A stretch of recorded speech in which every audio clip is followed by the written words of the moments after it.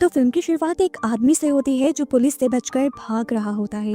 यहाँ तक कि वो एक ऐसी जगह पर पहुंच जाता है जहाँ से आगे जाने का कोई रास्ता ही नहीं था। और तभी अचानक यहाँ पर एक ब्लैक गाउन और मास्क पहने आदमी पता नहीं कहाँ से आ जाता है और उस आदमी से कहता है कि अगर तुम मुझसे वादा करो कि तुम मेरी सारी बातें मानोगे तो मैं तुम्हारी यहाँ से बचकर भागने में मदद कर सकता हूँ। वो आदमी बोला, ले जाओ बस, मैं तुम्हारी सारी शर्तें मानने के लिए तैयार हूँ। उसका ये कहना था कि पुलिस भी यहाँ आ गई और देखने को मिला कि अब यहाँ पर वो दोनों ही नहीं थे। हाँ, तो एक खून से बना पोर्टल जिसे देखकर पुलिस भी कंफ्यूज हो गई। अब सीन कट होकर हमें एक मॉन्क शन को दिखाया जाता है जिनको मेडिटेशन करते हुए एक बहुत ही बड़ी तबाही के वियन आते हैं। जैसे बैंकॉक के अंदर हेल का दरवाजा खुल गया है और मॉन्स्टर निकलकर सबको मार रहे हैं। मॉन्क फौरन से उठ खड़े होते हैं, उनके मास्टर उनसे पूछते हैं कि तुम कहाँ जा रहे हो। तो वो बताते हैं कि नेक्रोमेंसर्स जो कि काले जादू से ताल्लुक रखते हैं, उन्होंने हेल से दुनिया में आने वाले पोर्टल्स ढूंढ लिए हैं और अब जो तबाही होगी दुनिया में मैं उसे रोकने जा रहा हूँ। सीन कट होकर बैंकॉक में जेक और उसकी फैमिली को दिखाया जाता है जो छुट्टियां मनाने आए थे। जेक जब अपनी वाइफ के साथ बिजी होता है तो पीछे से उनकी बेटी गुम हो जाती है। जेक और उसकी वाइफ पागलों की तरह उसे ढूंढते हुए एक ब्रिज पर आते हैं जहाँ उनकी बेटी भी थी और वहीं पर पहले से ही मास्टर शन उनका इंतजार कर रहे थे। वो जेक से कहते हैं कि मैं तुम्हें ही ढूंढ रहा था, मुझे तुम्हें तुम्हारी ड्यूटी याद दिलवानी है। तुम ब्लड मून की रात को पैदा हुए थे, इसीलिए तुम्हें चुना गया है दुनिया को बचाने के लिए। उसकी बातें जेक को बिल्कुल समझ नहीं आती और जेक उसका शुक्रिया करते हुए वहाँ से चला जाता है। उसके बाद जेक अपनी बेटी के लिए चॉकलेट्स लाता है और यहीं पर ये लोग पिंकी प्रॉमिस भी करते हैं कि वापस जाकर जेक की बेटी जरूर कराटे क्लासेस ज्वाइन करेगी। और इसी दौरान यहाँ मॉल के अंदर अजीब भगदड़ मच जाती है। देखने को मिला कि यहाँ पर वही क्रिमिनल था जो पहले सीन में पुलिस से बचकर भाग रहा था और आज इतने कॉन्फिडेंस से मॉल में आकर लोगों को मार रहा था जैसे ड्यूटी ही उसकी ये हो। यहाँ तक के गार्ड्स भी जब उसे रोकने आते हैं तो वो उन्हें भी शूट कर देता है। सिचुएशन सीरियस देखकर जेक जो कि ऑफिसर था उसने ये सब हैंडल करने का फैसला किया और अपनी वाइफ और बेटी से कहा, मेरा इंतजार करना, आई प्रॉमिस मैं तुम्हें बचाने जरूर आऊंगा। जेक अब उस हॉल में पहुंच जाता है जहाँ से सब अपनी जान बचाकर भाग रहे थे। जेक अपनी पोजीशन लेता है और मैक यानी इस क्रिमिनल से गन नीचे रखने को कहता है, पर उसके कान पर तो जैसे जू ही नहीं रेंगती। मैक ने यहाँ पर नीचे पड़ी डॉल उठाई और जेक की तरफ बिना देखे बोला, तुमने फिर खूब एंजॉय की अपनी बेटी के साथ चॉकलेट। ये कहते ही उसने जेक पर गोली चला दी और जेक साइड पर हो गया। वो भी हैरान था कि आखिर उसे उसकी बेटी के बारे में कैसे पता था। खैर हिम्मत करते हुए वो भी मैक के दिल पर गोली चलाने में कामयाब हो जाता है और गोली लगते ही मैक हंसकर कहता है, तुमने मुझे मारकर मुझ पे बहुत बड़ा एहसान किया है, मुझे आजाद कर दिया है। मेरा मरना रिचुअल का आखिरी हिस्सा था, अब देखना आगे क्या होगा। ये कहते ही उसके गले से आग निकलने लगती है और वहाँ एक जोरदार ब्लास्ट होता है जिससे 1 मिनट के लिए पूरी दुनिया हिल जाती है और ब्लास्ट में एक इंसानी स्कल यानी खोपड़ी भी दिखाई जाती है जो कि खतरे का साइन था। जेक की वाइफ और बेटी तो इस ब्लास्ट से पहले ही छुप गई थी और जब वो बाहर निकली तो पूरी दुनिया ही बदल चुकी थी। हर किसी पर खून सवार था। लोग अपने सामने आने वाले इंसान को मारने पे तुले थे जैसे वो ज़ॉम्बिस बन गए हों, पर उनकी बॉडीज ज़ॉम्बिस की तरह बिल्कुल नहीं बदली थी। जेक की वाइफ ये सब देखकर परेशान हो जाते हैं। इससे पहले कि कोई उनके ऊपर हमला करता वो दोनों मॉल के अंदर वापस चली जाती हैं और छुपकर देखती हैं कि वहाँ पर भी लोग बेदर्दी से एक दूसरे की गर्दन तोड़ते हुए तो किसी का दम घोटते हुए उन्हें मार रहे थे। एक आदमी उनकी तरफ भी बढ़ने लगता है तो प्रैंक यानी जेक की वाइफ उसके ऊपर भी स्टैचू गिराकर वहाँ से भाग जाती है। ये दोनों एक्सीलेटर की तरफ गए तो वहाँ से भी 2 लोग ऊपर की तरफ आ रहे थे। अपनी बेटी को बचाने के लिए फ्रैंक ने उसे एक्सीलेटर से उठाकर साइड की स्लाइड पे गिरा दिया और खुद उनको मारते हुए वो नीचे आ गई। अब नीचे जाते ही प्रैंक की बेटी पर कोई दूसरा आदमी जब हमला करने ही वाला होता है तो यहाँ प्रैंक आकर उसके भी सर पर कुछ मारते हुए अपनी बेटी को आजाद कर लेती है। सीन कट होकर हमें जेक को दिखाया जाता है उसी हॉल में जहाँ पर ब्लास्ट हुआ था। जेक के साथ यहाँ पर जितने भी और पुलिस ऑफिसर्स थे सबको होश आ चुका था और ये लोग हैरान थे कि आखिर इतने बड़े ब्लास्ट में ये लोग सरवाइव कैसे कर गए, जिंदा कैसे रह गए। खैर यहाँ दोबारा प्रैंक को हम देखते हैं जो मॉल से बाहर निकलकर एक बस में चढ़ने का फैसला करती है और जब बस ड्राइवर उन्हें लेने के लिए उतरता है तो बस ड्राइवर के ऊपर ही ये ज़ॉम्बिस बने लोग हमला कर देते हैं और यहाँ पे प्रैंक अपनी बेटी को लेकर एक कन्वीनियंट स्टोर के अंदर चली जाती है दूसरी तरफ जैक को दिखाया जाता है जो उसी हॉल में इन्वेस्टिगेशन कर रहा था। तभी उसके सामने एक औरत आ गई। वो उससे पूछने की जब कोशिश करता है कि क्या तुम ठीक हो, तो वो उसे अपना ज़ॉम्बी वाला हुलिया दिखाती है। वो बहुत ही खौफनाक लग रही थी। उसके हाथ में एक वेपन भी था जिससे वो जैक के एक साथी के ऊपर हमला कर देती है और उसे स्टैब कर करके मार देती है। इससे पहले कि वो जैक को भी मारती, जैक उसके ऊपर 2-3 गोलियां चलाता है, लेकिन इस लड़की को फर्क देख नहीं पड़ता और वो लड़की आकर जैक को पकड़ लेती है। अपने आप को बचाने के लिए जैक पास पड़ा एक बड़ा पत्थर उठाकर उसके सर में मारता है और अपनी जान बचाकर वहां से भाग तो जाता है, लेकिन पीछे से दिखाया जाता है कि वो लड़की अभी भी जिंदा थी। जैक इस टाइम वॉशरूम की तरफ आया था जहाँ पर वो अपनी वाइफ और बेटी को छोड़ कर गया था, लेकिन यहाँ पर अब कोई नहीं था। इधर प्रैंक किसी भी तरह अपनी मॉम को कॉल करने की कोशिश करती है, लेकिन ना लैंडलाइन से और ना ही फोन से सिग्नल्स मिल पाते और उतने में ही कोई और पागल आदमी उसकी बेटी के ऊपर हमला करने वाला होता है कि ठीक वक्त पर आकर वो एक और मर्तबा अपनी बेटी को बचा लेती है। अपनी जान बचाने के लिए ये लोग भागकर इस कन्वीनियंस स्टोर से बाहर एक बस की तरफ आते हैं। प्रैंक अपनी बेटी को तो बस में चढ़ा देती है, लेकिन खुद उसके पीछे 2 आदमी पड़ गए थे जो उसे खींचकर बसों के दरमियान में ले जाते हैं। उसकी किस्मत अच्छी थी कि ठीक वक्त पर आकर उसे एक आदमी ने बचा लिया और वो अपनी बेटी के साथ बस के अंदर चली गई। सीन कट होकर हमें जैक को दिखाया जाता है जो मॉल से बाहर निकल गया था अपनी वाइफ और बेटी को देखने के लिए। यहाँ पर उसे तबाह हुआ शहर देखने को मिलता है और पागल बने लोग। इससे पहले कि वो कुछ और देख पाता, एक बहुत बड़ा सा स्केलेटन की तरह का दिखने वाला क्रिएचर उसको दिखाई देता है, जिसे देखकर वो घबरा गया, लेकिन उसने अपने इमोशंस पर कंट्रोल किया और उससे बचने के लिए एक जगह छुप गया। यहाँ दिखाया गया कि प्रैंक जिस बस में चढ़ी थी, कुछ दूर जाने पर वो बस रुक जाती है क्योंकि आगे का रास्ता ब्लॉक था और इस तरह प्रैंक और उसकी बेटी को आगे का सफर पैदल तय करना पड़ता है। दूसरी तरफ जैक भी अपने आप को बचाने की कोशिश में लगा हुआ था क्योंकि वो बड़ी सी क्रिएचर उसे देख चुकी थी। जहाँ जहाँ जैक बढ़ता था वो उसे मारने के लिए उसके पीछे जाती थी, कभी उसके ऊपर आग के गोले बरसाती थी। उसे बचने के लिए वो एक छोटा रास्ता ले लेता है जहाँ से अचानक कोई आदमी उसे एक दरवाजे के अंदर खींच देता है। देखने को मिला ये मोंक शेन ही थे जो उससे कहते हैं कि अगर तुम अपनी फैमिली के बारे में जानना चाहते हो तो मेरे पास आओ। मोंक शेन उसे अपने रूम में लेकर आते हैं और उसे समझाने की कोशिश करते हैं कि आखिर इस दुनिया में चल क्या रहा है। वो बताते हैं कि ये हमारी दुनिया है ही नहीं, ये जगह हेल यानी जहन्नुम और दुनिया के दरमियानी जगह है जिसे हिंड्रेंस कहा जाता है। वो उसे अब समझाना शुरू करते हैं कि ये सब मेरे डैड का किया था है।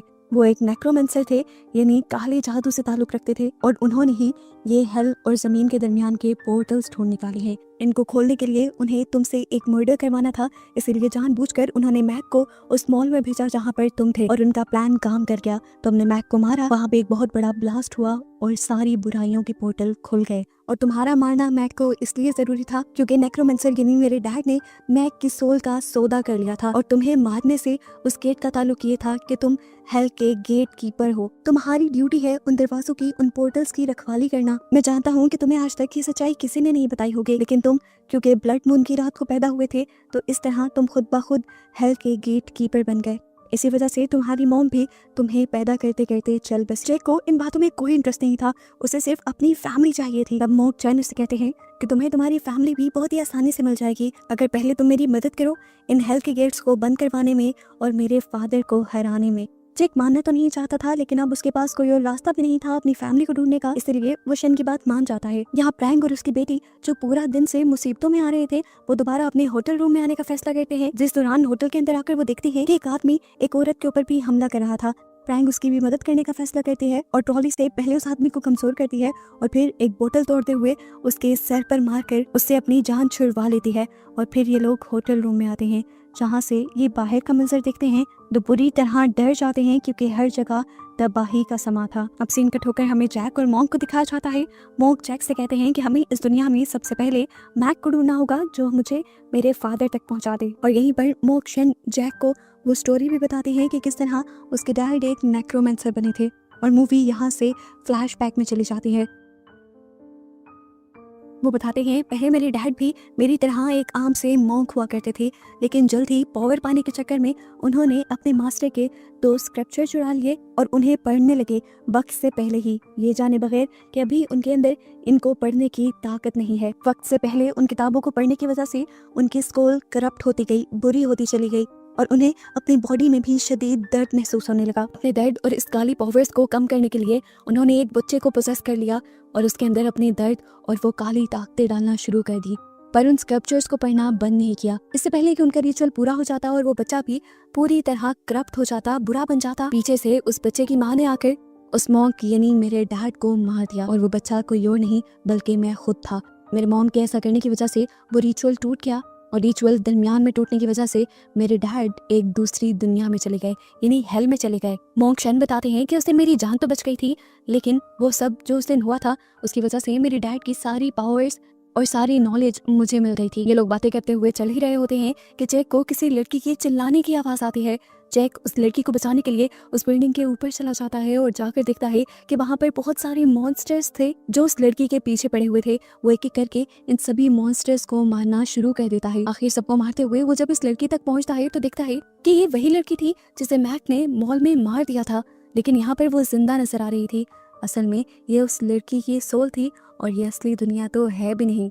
इससे पहले कि ये दोनों अपनी जान बचाकर यहाँ से भाग पाते, पीछे से वही बड़ा सा स्केलेटन वाला मॉन्स्टर आकर जेक की आंखों के सामने उस लड़की को पकड़ लेता है और उसे मुंह से पकड़कर कच्चा खा जाता है। जेक यहाँ मॉन्क को बताता है कि इस लड़की को मैंने खुद मॉल में मरते हुए देखा था। तो मॉन्क उससे कहते हैं, जैसा कि मैंने तुम्हें बताया ये असली दुनिया नहीं है, तो ये लड़की भी यहाँ असली नहीं थी बल्कि ये उस लड़की की सोल थी। इन्हीं बातों के दौरान जेक को याद आता है कि वो भी मॉल में होने वाले ब्लास्ट से मर गया था। डर कर वो मॉन्क की तरफ देखता है तो मॉन्क उसे सच्चाई बताते हैं, हाँ सच में तुम मर गए हो। और ये सुनकर वो बुरी तरह डर जाता है। उसे सबसे बड़ा डर ये था कि उसकी सोल अब इस दुनिया में भटक रही है और उसकी फैमिली पता नहीं असली दुनिया में किस हाल में होगी और वो अब अपनी फैमिली को बचाएगा कैसे, ये सोचते हुए वो टूट चुका था। अब जेक मास्टर शन से पूछते हैं, क्या आप भी मर चुके हैं? तो शन बताते हैं कि मैं अपने पावर और नॉलेज की मदद से इस दुनिया में और असली दुनिया में ट्रैवल कर सकता हूँ। जेक उससे सवाल करता है कि अब मैं अपनी फैमिली को बचाऊंगा कैसे? आपने तो कहा था कि आप मेरी फैमिली को ढूंढने में मेरी मदद करेंगे। तो मॉन्क शन उसे कहते हैं कि मैं तुम्हें पोर्टल की मदद से असली दुनिया में ले जा सकता हूँ। जेक उससे सवाल करता है कि उस ब्लास्ट में तो बहुत से लोग मरे थे, आखिर हम ही क्यों इस दुनिया में आए हैं? तो मॉन्क बताते हैं कि इस दुनिया में वो लोग आते हैं जिन्होंने अपनी लाइफ में कुछ बुरा किया होता है। जेक कहता है, उस लड़की ने क्या बुरा किया था और मैंने क्या बुरा किया है? मॉन्क बताते हैं कि उस लड़की ने अपने पार्टनर को चीट किया था और तुम सारी दुनिया को चीट कर रहे थे अपने काम के लिए। तुम अपनी फैमिली को भी टाइम नहीं दे रहे थे, इस वजह से तुम यहाँ फंसे हो। खैर इसी तरह बातें करते करते ये लोग पोर्टल तक तो पहुंच जाते हैं, लेकिन इससे पहले कि असली दुनिया में जा पाते बहुत से मॉन्स्टर्स इनके ऊपर हमला कर देते हैं, जिन्हें मॉन्क यहाँ अपनी पावर से मारना शुरू करते हैं। काफी सारे मॉन्स्टर्स को मारने के बाद ये लोग एक दूसरी बिल्डिंग में आते हैं जहाँ पर और बहुत सारे मॉन्स्टर्स ने इन्हें घेर लिया था। लेकिन यहाँ पर मॉन्क शन अपनी जादुई लाठी की पावर्स का इस्तेमाल करते हुए सभी मॉन्स्टर्स को अपने से दूर करते हुए यहाँ पर एक पोर्टल खोलते हुए जेक को अपने साथ फिजिकल दुनिया में ले जाते हैं। इस दुनिया में पहुंचने के बाद जेक जब शीशा देखता है तो उसे पता चलता है कि इस टाइम वो अपनी बॉडी में जिंदा हुआ ही नहीं था। ये देखकर वो और भी ज्यादा पैनिक हो जाता है। तो मॉन्क शन उससे माफी मांगते हैं और कहते हैं कि जल्दी में मैं तुम्हारे लिए यही कर सकता था, तुम्हें फिजिकल दुनिया में लाने के लिए एक बॉडी की जरूरत थी और मैंने इसीलिए तुम्हारी सोल को एक मरे हुए आदमी की बॉडी में डाल दिया। और यहीं पर एक ट्विस्टेड सीन हमें दिखाया जाता है कि इस टाइम जेक की जो असली बॉडी थी उसके अंदर मैक की सोल इस असली दुनिया में घूम रही थी, जिसे हमें उसी होटल में दिखाया जाता है जहाँ पर इस टाइम जेक की वाइफ और उसकी बेटी है। जेक की वाइफ और बेटी जब उसे ये कहती है कि हमें यहाँ से चले जाना चाहिए तो वो उन्हें बहुत ही अजीबोगरीब आंसर देता है, जिससे एक दो मरतबा जेक की वाइफ को शक भी होता है, लेकिन वो कुछ भी कहती नहीं। यहीं पर नीचे हम जेक को देखते हैं जिन्हें शन मॉन्क दो किस्म के वेपन देते हैं। ये दोनों वेपन्स काले जादू को और मैक को मारने के लिए काफी थे। जेक को जैसे ही पता चलता है शन की बातों से कि इस टाइम मैक उनकी फैमिली के पास है तो वो फौरन उसे बचाने के लिए भागता है। असली जेक और शन यहाँ पे पहुंचते हैं मैक को मारने के लिए तो रूम में उन्हें कोई भी दिखाई नहीं देता। मिलती है तो वो डॉल जो पहले मैक के हाथ में थी, जिससे लोग अंदाजा लगा लेते हैं कि वो तीनों पहले यहीं पर थे। अब जेक आवाज़ें सुनते हुए देखता है कि उसकी फैमिली नीचे स्विमिंग पूल के पास थी। वो भी अपनी फैमिली को बचाने के लिए जब उनके पास गया तो उसकी फैमिली उसे पहचानने से ही इनकार कर गई थी। और ऐसा होना भी था क्योंकि जेक इस टाइम असली बॉडी में थोड़ी था। पीछे से अब मैक जो कि जेक की बॉडी में था वो आकर जेक के ऊपर हमला कर देता है। मैक जेक को बुरा भला कहता है और कहता है ये सब कुछ जो हो रहा है तुम्हारी वजह से हो रहा है क्योंकि तुम एक हीरो बनना चाहते थे। वो जेक से कहता है कि तुम इसी तरह तड़पोगे और तुमसे वो सारी चीजें छीन ली जाएंगी जो मुझसे छीन ली गई। इसी तरह लड़ते लड़ते ये दोनों स्विमिंग पूल के अंदर जंप कर देते हैं, जबकि जेक की वाइफ तो असली जेक को ही मारने पे तुली हुई थी क्योंकि असली जेक ने अपनी टांग से वो डैगर यानी वो चाकू निकाल लिया था जिससे मैक को मारा जा सकता था। अब क्योंकि जेक की वाइफ डरी हुई थी, उसे लग रहा था कि कोई दूसरा आदमी उसके हस्बैंड को मारने वाला है, इसीलिए वो पहले उस आदमी को यानी असली जेक को मारने का फैसला करती है। जबकि असली जेक उसे समझाने की कोशिश करता है, देखो इस टाइम मैं किसी दूसरे की बॉडी में हूँ, समझाने का टाइम नहीं है, मैं ही असली जेक हूँ। जबकि मैक भी जेक होने का दावा कर रहा था और बार बार प्रैंक को फोर्स कर रहा था कि वो दूसरे आदमी को मार दे। इसी दौरान जेक की बेटी उससे कसम खाने को कहती है तो जेक पिंकी प्रॉमिस करते हुए बताता है कि मैं ही असली जेक हूँ। जेक की बेटी तो पहचान गई थी कि उसके डैड असल में दूसरी बॉडी के अंदर हैं, लेकिन प्रैंक सारी चीज को समझ नहीं पाती और असली जेक को शूट कर देती है। उसके मरते ही जेक की बॉडी में मैक अब अपनी वाइफ के पास आता है और कहता है कि हमें यहाँ से एक दूसरी जगह जाने की जरूरत है। यहाँ पर ब्लड से बना वही पोर्टल खुल जाता है जो मूवी के स्टार्ट में भी खुला था और मैक इन दोनों को उसके अंदर चलने को कहता है। सीन कट होकर हमें अगली सुबह का सीन दिखाया जाता है। वो जब पूल से निकला तो एकदम से उसके ऊपर एक मॉन्स्टर ने हमला कर दिया, लेकिन अगले ही पल वो नींद से उठ गया और उसे पता चला कि उसका ख्वाब था। मॉन्क उसे बचाकर एक दूसरी जगह पर ले आए थे। जेक के उठते ही मॉन्क जेक को एक पेपर देता है जिसमें कुछ अजीब सी चीजें लिखी हुई थी। मॉन्क बताते हैं कि मैक जाते जाते एक हिंट छोड़कर गया है ये बताने के लिए कि तुम्हारी फैमिली इस टाइम कहाँ है। अब शेन जेक को लेकर हेल के दरवाजे के पास आ जाता है। इसी के ठीक नीचे दुनिया का भी एक पोर्टल था जिसके अंदर शेन दोबारा जेक को लेकर जाते हैं और वहाँ इन्हें देखने को मिलता है कि मैक असल में उसकी वाइफ और बेटी को नेक्रोमेंसर के पास लेकर आया था। नेक्रोमेंसर को फाइनल हेल का गेट खोलने के लिए एक ब्लड बून के खून की जरूरत थी जो कि जेक की बेटी का खून था और उसे लेने के लिए उन्होंने जेक की बेटी को लटकाया हुआ था। इससे पहले कि जेक की बेटी को कुछ भी हो जाता, जेक यहाँ पर सबसे लड़ने के लिए एंट्री कर लेता है। जेक धड़ाधड़ यहाँ पर लोगों से लड़कर उन्हें मारने लग जाता है और इतने में ही मैक उसे रोकने के लिए उसके सामने आ जाता है। दोनों की ताकतें एक दूसरे के बराबर थी। जेक को किसी तरह उसे मारने के लिए उस गन का इस्तेमाल करना था जो उसे मॉन्क शेन ने दी थी, लेकिन वो गन किसी वजह से उसके हाथ से गिर जाती है और लग जाती है जेक की वाइफ यानी प्रैंक के हाथ। प्रैंक से पहले को मैक को मारती, पीछे से कोई और आदमी उनके ऊपर हमला करने वाला होता है तो प्रैंक उसे ही उस गन से शूट कर देती है और अगली गोली वो मारती है नेक्रोमेंसर के हाथ पर जिससे वो उसकी बेटी को जख्मी करने वाला था। यहाँ जेक और मैक के दरमियान में फाइट चलती रहती है। काफी मर्तबा मैक जेक को हराने की कोशिश, लेकिन जेक उठ खड़ा होता है और अपने चाकू से मैक को मारने ही वाला होता है कि उसका चाकू हाथ से गिर जाता है और इस टाइम पर जेक की वाइफ उसे उसकी गन कैच करवाती है जिससे आखिर वो मैक को शूट कर देता है और इस तरह मैक की सोल इस दुनिया से चली जाती है हिंड्रस में यानी हेल और दुनिया के दरमियान वाली दुनिया में, जहाँ पर वो बड़े बड़े खौफनाक मॉन्स्टर्स भी थे और इनमें से एक स्केलेटन वाला मॉन्स्टर मैक को पकड़कर चीर फाड़ देता है। इधर अब इनका आखिरी काम रह गया था नेक्रोमेंसर को मारना जिसने हेल का गेट खोलने की कोशिश की थी। वो हेल का गेट काफी हद तक खोल भी चुके थे। इसे बंद करने के लिए मॉन्क जानता था कि उसे अपने डैड को मारना होगा, इसीलिए वो अपने डैड को डिस्ट्रैक्ट करते हैं और पीछे से जेक आकर उस नेक्रोमेंसर की पीठ में स्टैब कर देता है जिससे वो वहीं पर मरने लगते हैं। और मरने से पहले वो बताते हैं कि तुम्हें क्या लगा हेल का गेट बंद करने के लिए तुम्हें सिर्फ मुझे मारना होगा? नहीं, हेल का गेट बंद करने के लिए गेट कीपर को खुद हेल के अंदर जाना पड़ेगा। ये सुनकर तो मॉन्क शेन भी डर गए थे, लेकिन जेक ने इंसानों को बचाने के लिए एक बार नहीं सोचा। उसने फैसला किया कि वो हेल के गेट के अंदर जाएगा और उससे पहले वो अपनी वाइफ और बेटी के पास गया उन्हें लास्ट गुड बाय कहने के लिए। लास्ट गुड बाय कहने के बाद वो हेल के गेट के पास चला जाता है, जहाँ जाते ही उसकी पूरी बॉडी तो जल जाती है लेकिन फाइनली हेल का गेट भी बंद हो जाता है। इधर जो एक तीसरी दुनिया बनी थी हिंड्रेंस नामी, वो दुनिया भी तबाह होने लगती है और यहाँ के सभी मॉन्स्टर्स एक एक करके मारे जाने लगते हैं। मूवी के पोस्ट क्रेडिट सीन में हमें प्रैंक और उसकी बेटी को जेक की मॉम के घर पे दिखाया जाता है, जहाँ पर वो जेक की मॉम को देखकर बहुत ज्यादा खुश थी। और मूवी खत्म होने से पहले हमें एक और सीन दिखाया जाता है जहाँ पे एक मिस्टीरियस लड़की दोबारा इस हेल के गेट को खोल चुकी है और अब आगे क्या होगा इसी मिस्ट्री के साथ ये मूवी यहाँ खत्म हो जाती है।